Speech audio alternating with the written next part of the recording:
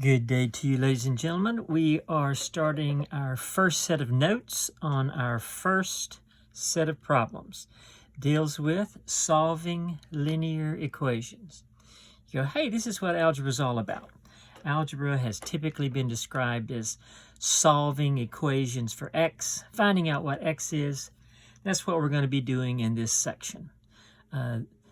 Solving linear equations. This is linear equations in one variable. And we're going to be looking at a variety of different types of equations. The first and most common is called a conditional equation.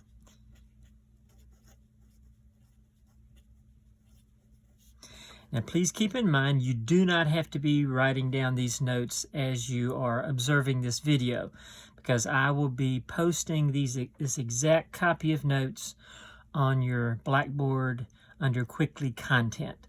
So once I finish these pages, you will see these pages posted soon after that.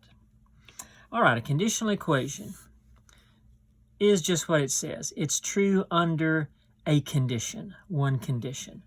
And a conditional equation, one solution. This is the typical type of equation you solved in the 7th grade. You solve the equation, it says x equals 7. You solve the equation, it said y equals -2. One solution. One value makes the equation true. Let's look at a simple example.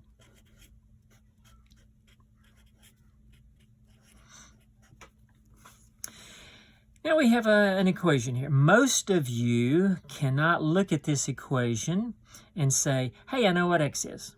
It's obvious. Some of you are rather talented and experienced. You can, in a matter of 5 or 10 seconds, just look at this without working it and tell me what x is. Most of us have to go through some extraordinary means. Those means are re-expressing this equation in something called equivalent equations. An equivalent equation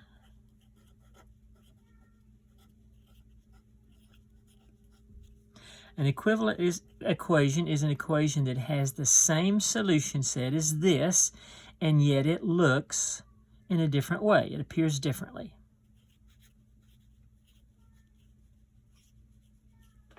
So this is our first of our, I think in this case we'll have 3 equivalent equations. So my strategy is to re-express this in a way in which it is more obvious as to what makes this sentence true. In other words, as to what x is. Right now, notice I have x's and numbers in the equation, and I have numbers on both sides. And most of you know the simple strategy. Hey, get your x's on one side, get your numbers on the other. That's the simplest way to approach solving an equation. Get variables on one side, numbers on the other. Right now I have numbers on both sides. And so I'm going to use a time-proven strategy to get the x's on one side and the numbers on the other. Since this is basically the side for my x's, this is the side for my numbers, that guy is out of place. So I want to deal with this +3. How do you eliminate a +3? Well, you simply do the opposite. You subtract 3. But wait a minute, you say, this is an equation. An equation is like a balanced scale. It is perfectly balanced. That's what that equal sign means. So I cannot adjust one side of the scale unless I adjust the other side of the scale in exactly the same way. That's our approach that we're going to be taking with equations. Whatever I do to one side of the equal sign, I have to do to the other as well. All right, it's going to simplify. You know that opposites, by definition, add to 0. We say they cancel out. And so on the left side, I just get 3x's. By the way, don't put +0. That's confusing. It's just 3x's. This is the second of my equivalent equations. Now, almost all of you can look at this new equation and tell what x is.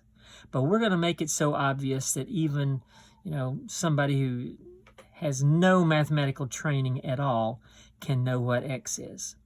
So we're going to say to ourselves, hey, it's not x, it's 3x right now, so I'm going to do what undoes the multiplication by 3. 3 times x, I want to undo that multiplication by a division by 3. A number over itself, we say it cancels. What we mean by that is it goes to 1, and I get x is 7. That's the third of my equivalent equations. This one was not too obvious. This one was pretty doggone obvious. This one is downright in your face. There's my solution set. And so when you have an opportunity on Hawks to write the solution set, we say the solution set is, then we have the little set indicators. There's my solution set. Conditional equation, one solution. In this case, the solution set is 7. That's the most typical type of equation you're going to be solving. It has one solution. But there are 2 other types of equations that we'll be solving. The second is called a contradiction.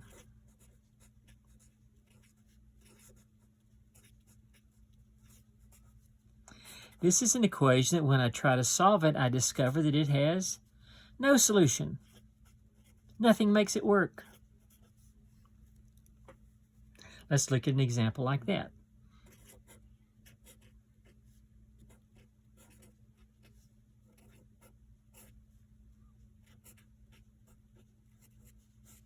Now these examples have come right off of Hawks problem, so this is not unlike what you will encounter when you work your Hawks problems. All right, this is obviously a more sophisticated expression than this, but it's still something that's quite doable. The first thing you probably see that I need to do is deal with this distributive opportunity. 9 is multiplied by something, a sum in parentheses, so I have to distribute, i.e. multiply that 9 by each of the 2 parts. So let's see what we get. Left side doesn't change. 9z, 27 minus 25. Hey, I got a little simplification to do here. These are like terms. They'll combine. Now I'm getting one after another of equivalent equations. Same concept as here. Hopefully, it will become more obvious what my solution is as we go down. It's still pretty unclear as to what z is. All right, notice x is on one side, numbers on the other. Z's on one side. Hey, I got z's on both sides. Numbers on one side, I got numbers on both sides. So you're going to have to make an executive decision, and it doesn't really matter which side you want to get your z's on. Which side do you want to get your numbers on? So let's get z's over here and numbers over here. And you can do it the other way if you like. So this is out of place. So I'm going to subtract 9z from both sides of the equation. They both cancel. And I get 6 equals 2. Uh-oh, did I break something? Is something going to skew here? Toto, we're not in Kansas anymore. What's happened here? Where'd the z's go? Notice 2 things very specific happened. Thing number 1, the variable disappears.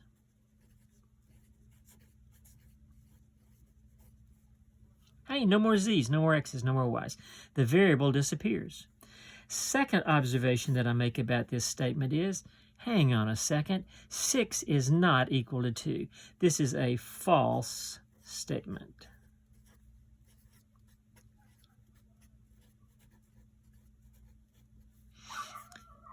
That 6 equals 2, no, 6 is not equal to 2. That's a false statement. So the 2 things that happen are this. The variable disappears. Notice I had the same number of z's on both sides, so the variable is going to disappear. And I get a false statement. 6 is not equal to 2. When this happens, when these two conditions hold, my solution set is the empty set. And there's no solution. Nothing will ever make this sentence true. So I can write it like this. The solution set is the empty set. And by the way, this empty set, its technical name is the empty set. Another way I can write the empty set is like that. These are both presentations of a set that has nothing in them. Empty set. Another way to say it is, there's no solution. And when you work your Hawkes problems, they're going to give you an equation. They're going to give you an equation, and they're going to say, does this equation have one solution? Does it have no solution? Or, and here's our third one, does it have an infinite number of solutions? So these are my first two types of equations that we're going to encounter, and there's only three. Equations with one solution, no solution, or, and here it comes, an equation with an infinite number of solutions. This is our third type of equation. It is called an identity.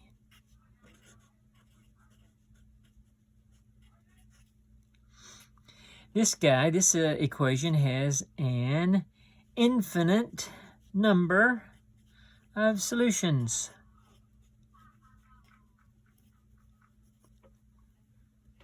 All right, let's look at an example like that. 6W. Again, these are problems that are very similar to or right off your Hawkes homework site. Go, hey, this looks pretty similar to the last one. I've got a distributive to take care of here, so I'm going to take care of that distributive before I start combining like terms. And I got 6W plus 8. Left side doesn't change. 6W. 6 times 4 is 12 minus 4. And go, hey, I can combine these two terms right here.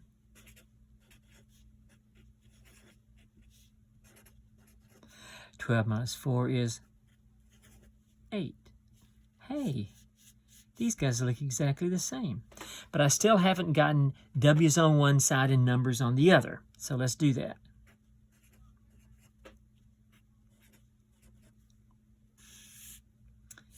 W's cancel. I get 8 equals 8. Here's where I realize, I don't have a whole lot else to do. I could, if I wanted to, subtract 8 from both sides and get 0 equals 0, but I'd still get what you could obviously see is a true statement. Now notice the two things that have happened after I solved this equation. Number one, just like the last instance, the variable disappeared, didn't it? There is no W left in my equation. And again, do not put 0 W's there when you go 6W minus 6W. It's true, it is 0 W's, but 0 W's is confusing because it makes you think, it tricks you into thinking that you still have some W's left. In fact, you don't. So 6W minus 6W, it's gone. It cancels. It's 0. Let it be 0. So the first thing that happened is the variable disappears. Second thing that happens is I get a true statement.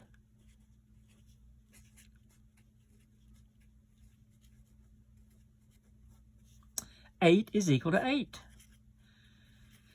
Some of you actually know why 8 is equal to 8. Some of you are going, well, duh, yes, 8 is equal to 8, of course, but there is actually a property that states that a number is equal to itself. It's called the reflexive property, like the reflection in a mirror. These things are identical. If a number is equal to itself, I know in the world of real numbers, the numbers that you deal with, that this is true. So this is a true statement. Now, when these two conditions hold, the variable disappears, and I get an absolutely true statement. 8 equals 8, -3 equals -3, 0 equals 0. Doesn't matter what that statement is as long as it's absolutely true. Then my solution set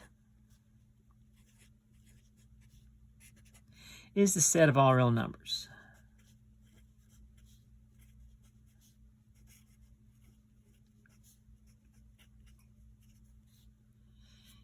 Anything works. Any single real number you can choose, if you substitute it right in here, will give you a true statement. I can choose, let W be 3/4. I can let W be -pi/17. I can let W be something simple like 10, and I'm going to get a true statement. Let's try it. Let's let W equals 10.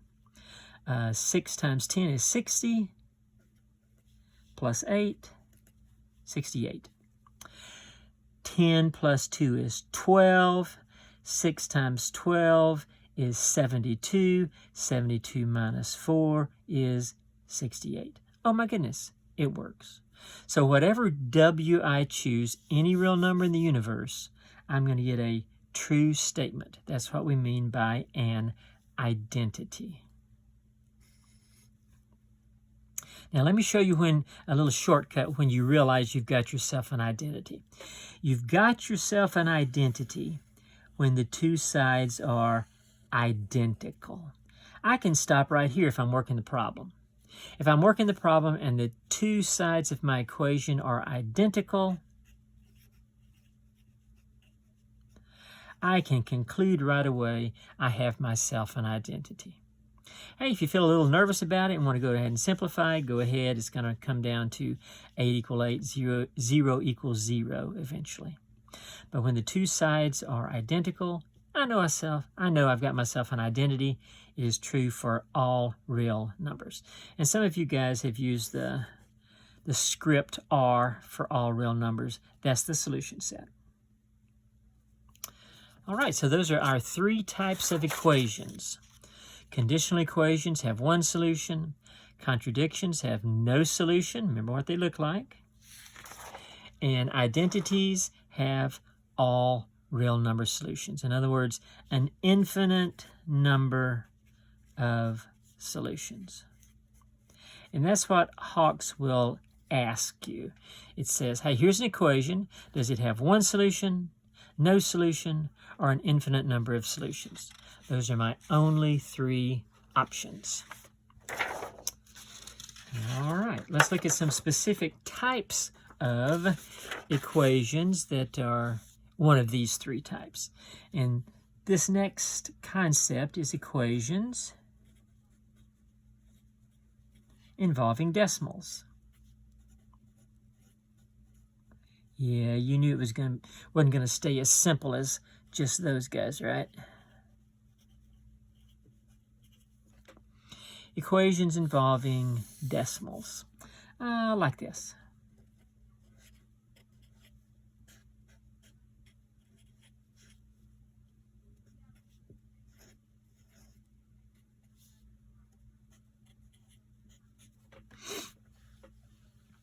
All right, notice that the numbers that I'm dealing with, and when you have a number in front of a variable, it's called a coefficient. So the coefficient of my x here is 0.15, this number 0.08, this number that's going to be multiplied by this parentheses is 0.25. So I have three different numbers that are being multiplied or standing alone. You can, if you want, just simply work with those decimals. If you're one of those few people who just really enjoy decimals, you can work this problem in exactly the same way we worked problem number one. Get all your x's on one side and your numbers on the other. It's just that your numbers and the coefficient of your x's will be decimals. But if you are like most people, you will go, hey, if I can deal with this problem without decimals, I would prefer it. Thank you very much. So here's what we can do to simplify this and make it look a whole lot like problem number one that has whole number coefficients. Ask yourself the question, how many places would I have to move the decimal in each of these guys so that every single number I address is a whole number? Well, 2 places. 1, 2. 1, 2. 2 places will make each of these decimals whole numbers. So I can think of dealing with this equation in one of 2 ways. Number 1, move each decimal 2 places to the right. That's the first way I can think of it. Well, what gives me the right to do that? Well, because of the second way I could express this. I can simply multiply both sides. Now, I can multiply both sides of an equation by anything I choose, but to move a decimal 2 places, I would multiply both sides by a 1 with 2 zeros, by 100. So multiplying both sides by 100 would move each decimal 2 places. You can think of it either way. And when I do that, I get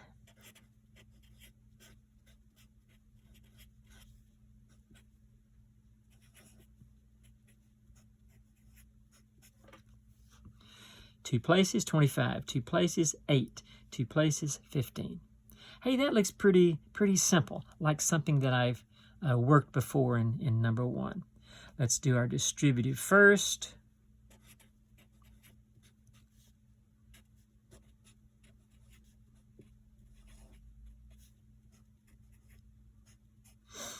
I go, hey, I've got some like terms. And let me just go ahead and make a suggestion here. Whenever you're working a problem like this, use your calculator. Doesn't hurt at all. Save yourself a simple mistake. Negative 75 plus 8 is negative 67.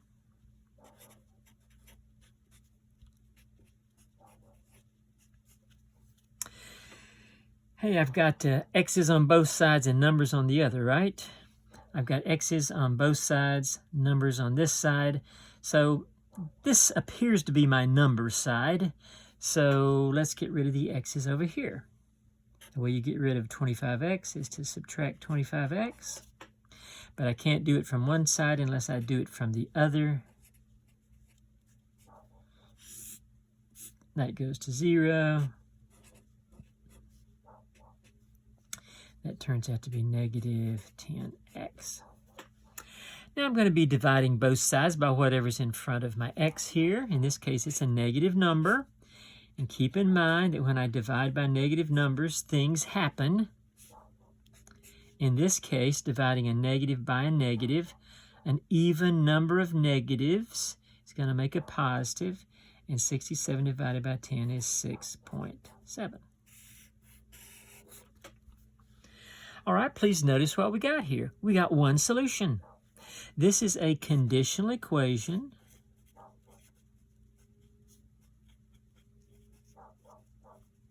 One solution, my solution set, 6.7. All right, so equations involving decimals, you have a couple of options.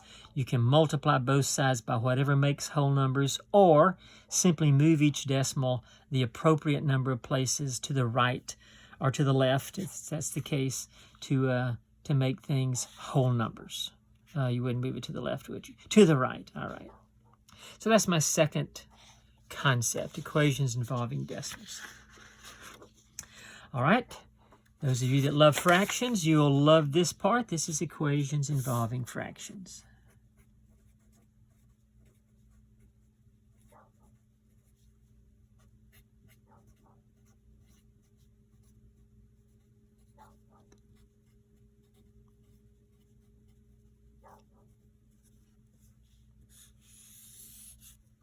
All right, let's look at an example. And this one came right off of the Hawks homework.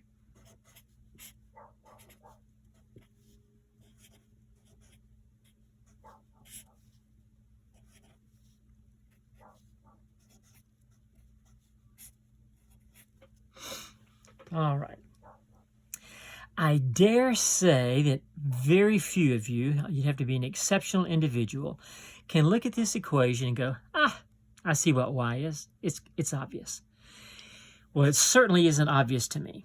There's lots of equivalent equation steps we're going to need to take before it becomes obvious.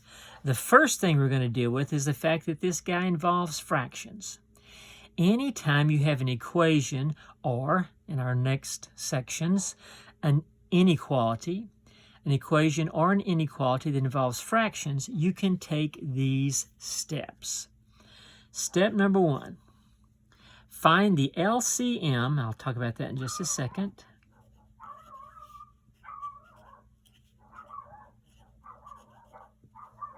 of your denominator.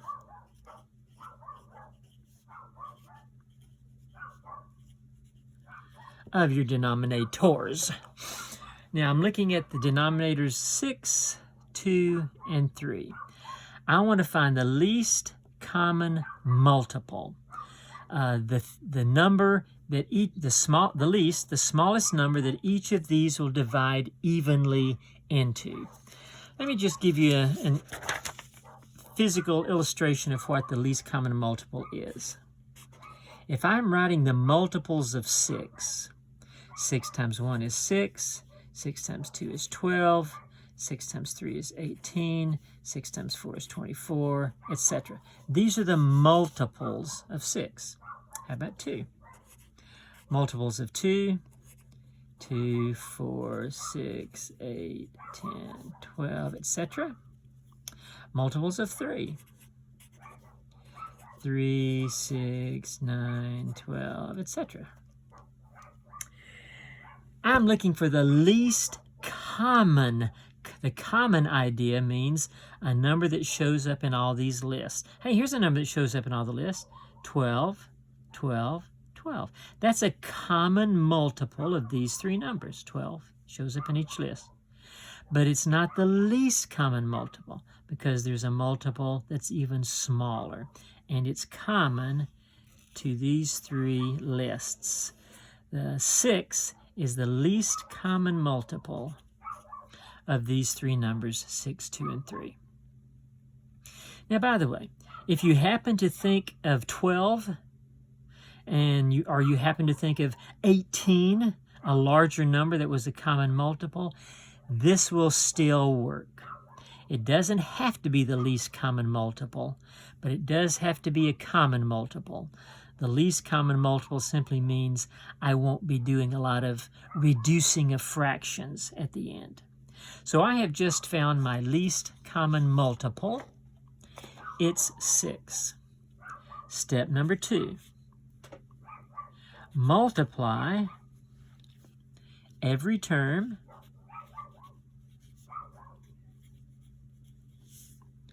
by the LCM,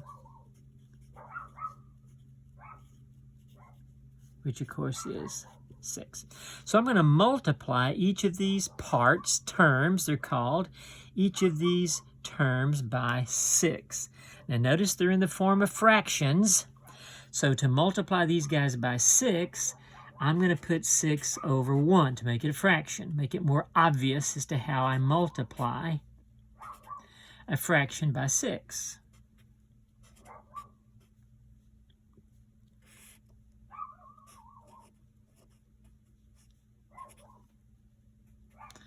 Each fraction is being multiplied by 6 over 1.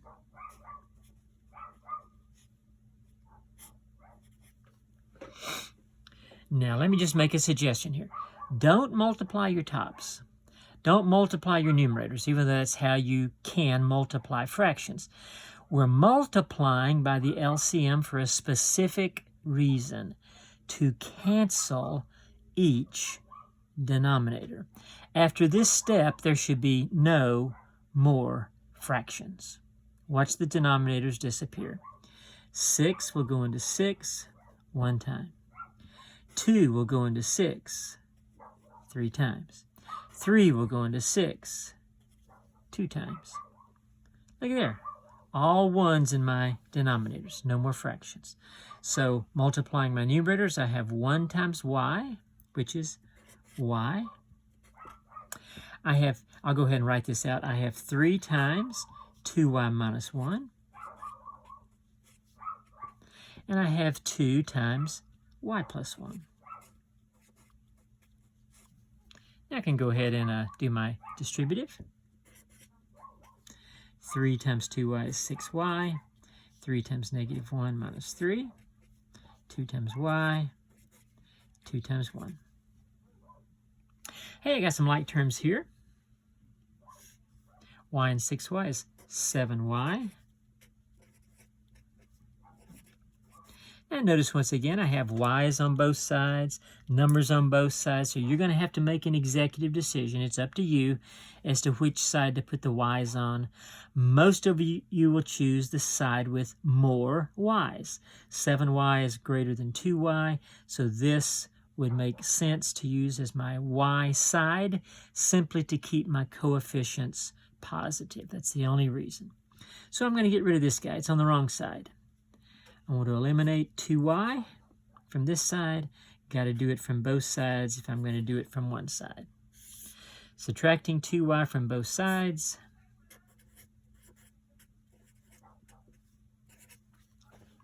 Now I just have y's on one side, but I got numbers on both sides. I need to get rid of this number. How do you get rid of a minus 3? You add 3 to both sides.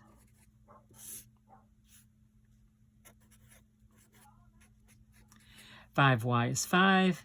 I need to know what 1y is, so I'm going to divide both sides by 5. Hey, this works out just like in the 5th grade. Y is 1. I get a whole number, positive whole number answer. Good for me.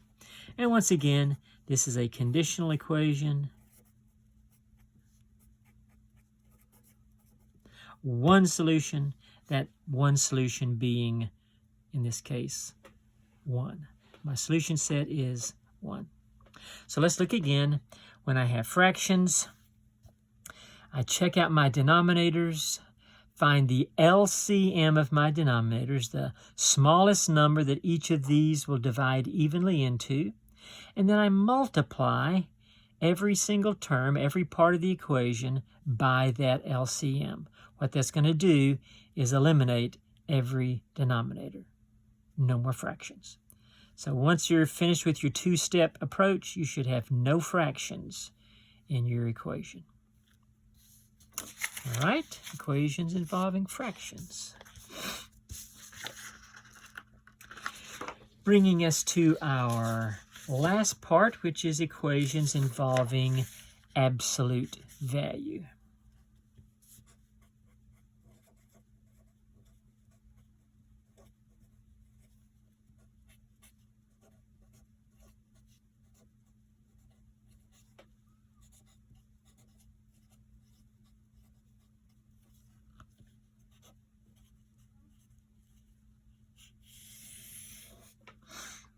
All right. To work these problems, I have to be at least in a slight way and have a slight familiarity with the concept of absolute value. Now, once again, if I gave you a quick quiz on absolute value, I bet each of you would make 100. If I said, what's the absolute value of 3? Most of you would say, hey, it's 3. If I said, what's the absolute value of negative 5? Most of you would say, hey, it's 5. If I said, what's the absolute value of 0? You'd say, hey, it's 0. And the idea is that the absolute value is never going to be exactly negative. I'm never going to get a negative when I take an absolute value. So let's just write that concept for future reference. Absolute value is never, notice the capital letters and the underline, is never negative. So I will never take an absolute value and get a negative number for one simple reason. It's the meaning of absolute value.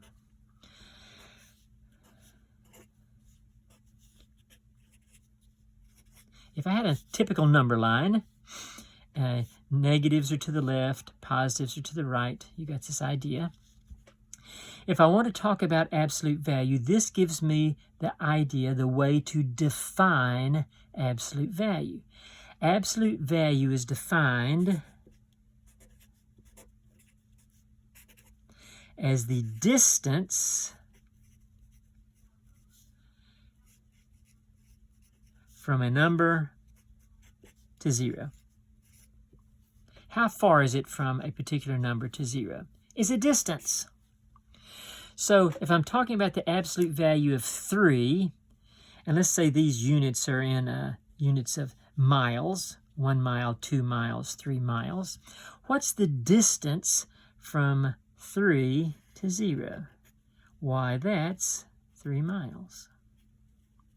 So we say the absolute value, of 3 is 3, because the distance from 3 to 0 is 3 miles. Hey, what's the distance from the point -3 all the way back to 0? What's that distance?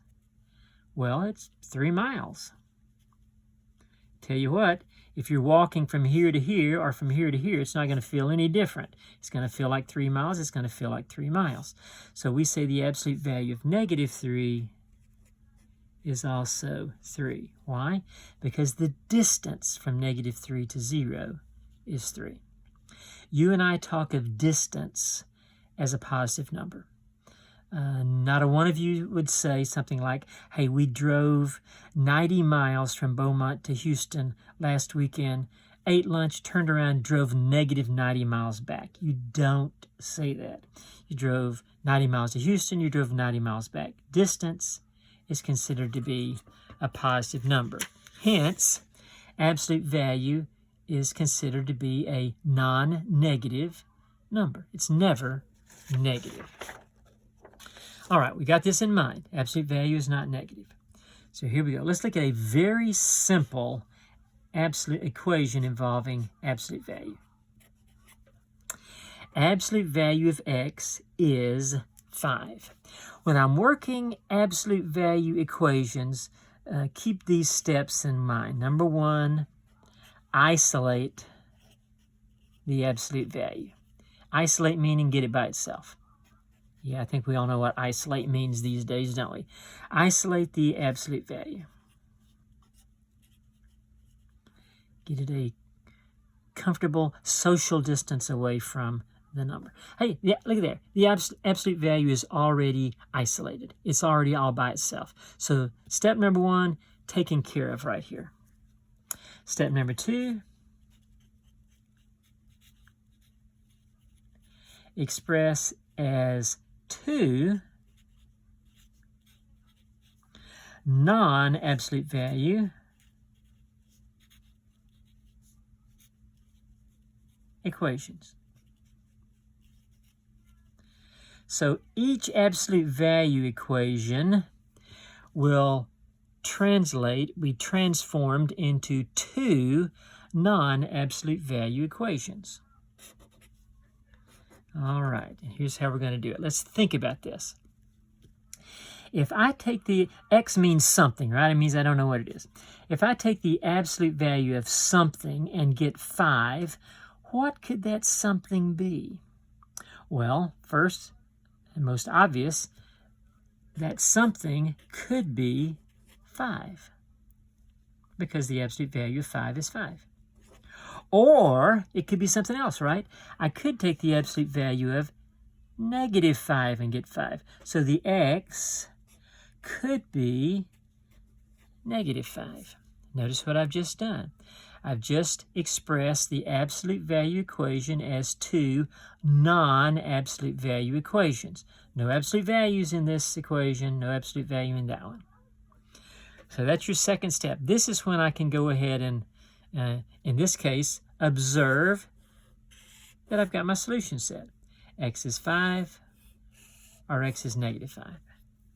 So my solution set, the things that make this sentence true, the things I can substitute for for x and get a true statement.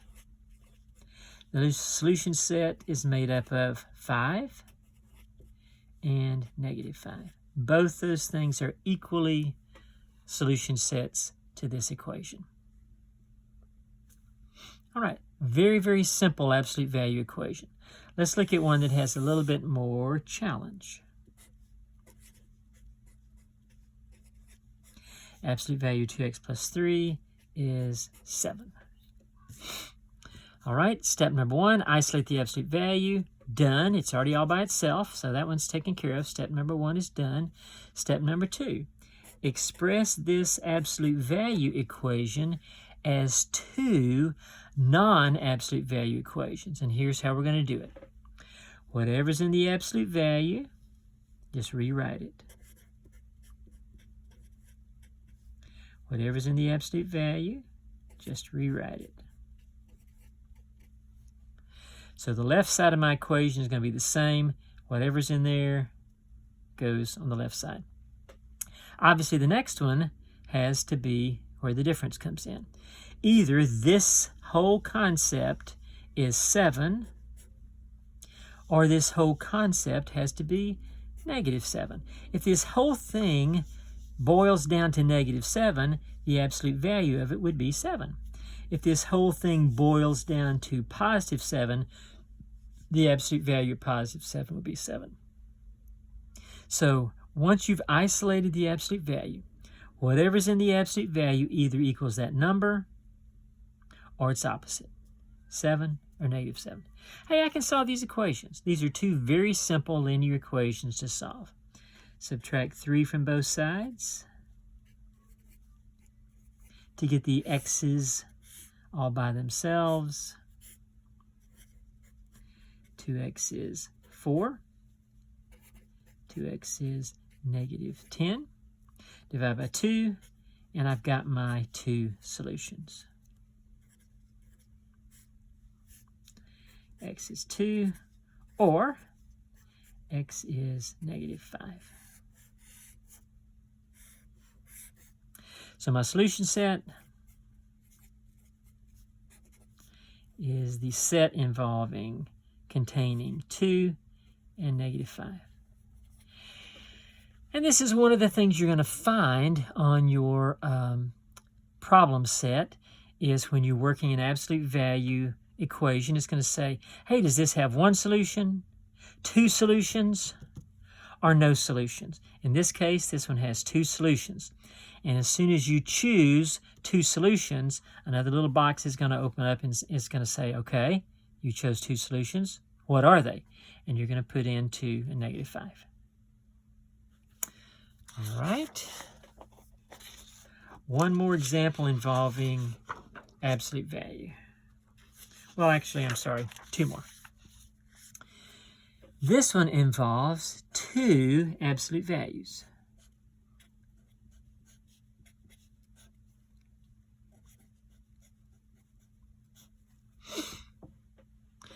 And it's basically going to work the same way as the others. First of all, the absolute values are isolated, right? They're all by themselves on either side of the equation.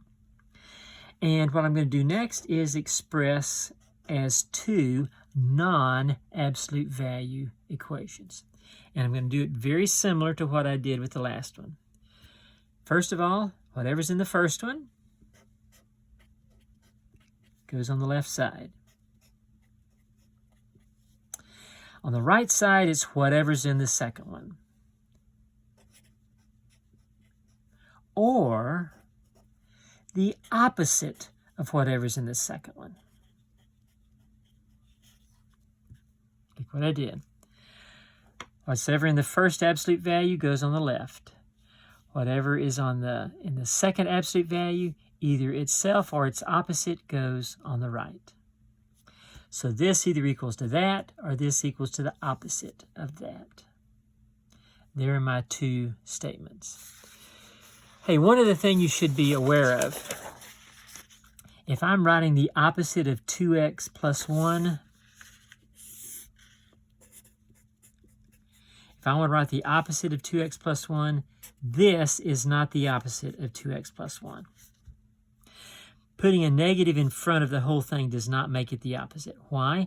Because notice, you've just made the first term, the first part, negative. This is the opposite of 2x plus 1.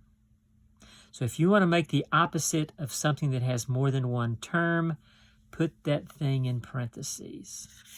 Good thing to keep in mind. All right, let's start simplifying. x minus 4 equal 2x plus 1, or x minus 4, I'm going to distribute that negative, negative 2x minus 1. Now in this case, there are more x's over here than here, so I'm going to get rid of this 1x by subtracting 1x. You don't have to, but I chose to put the x's on the right side.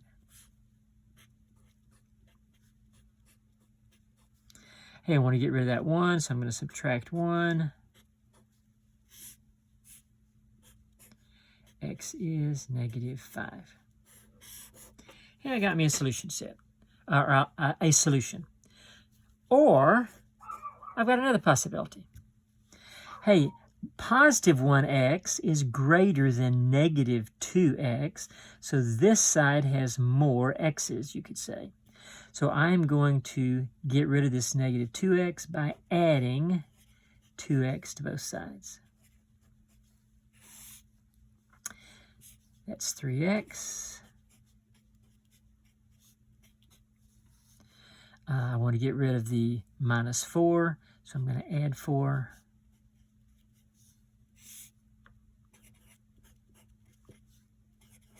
Just about there, divide by 3. X is 1. So my solution set has two values.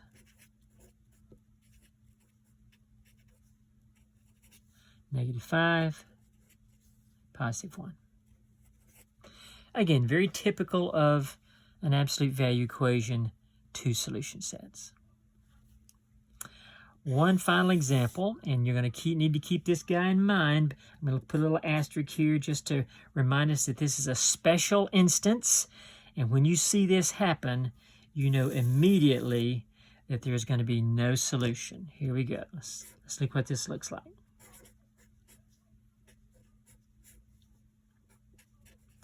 Again, this is right off your Hawks homework, so you're gonna have one like this on your homework. You're gonna have one like this on your test, so keep it in mind. All right, remember step number 1? Isolate the absolute value. It's not by itself right now. It's hanging around with this positive 5, so I have to eliminate that from this side, which means I have to subtract 5 from both sides. So this first step simply isolates the absolute value. 3 minus 5 is negative 2. All right, here's where I make a very simple observation. Absolute value of something equals a negative number.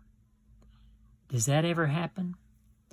You just told me earlier that absolute value is never negative.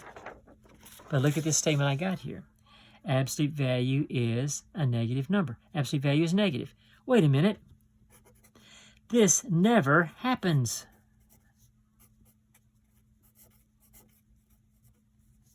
Three exclamation points. This never happens. Absolute value is never equal to a negative number. Since this never happens, what do you think my solution is going to be? Exactly. Therefore, no solution. Anytime, ladies and gentlemen, you get an absolute value equals a negative number, your conclusion is no solution. And you will be getting this instance happening in Hawks. You will be getting this instance happening on your first test.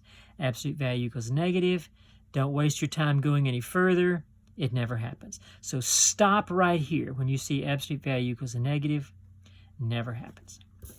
All right, I will be putting this first set of notes on Blackboard and Blackboard Quickly content, and then I'm going to work some problems right off the Hawks assignment, and I'll put that on Blackboard as well.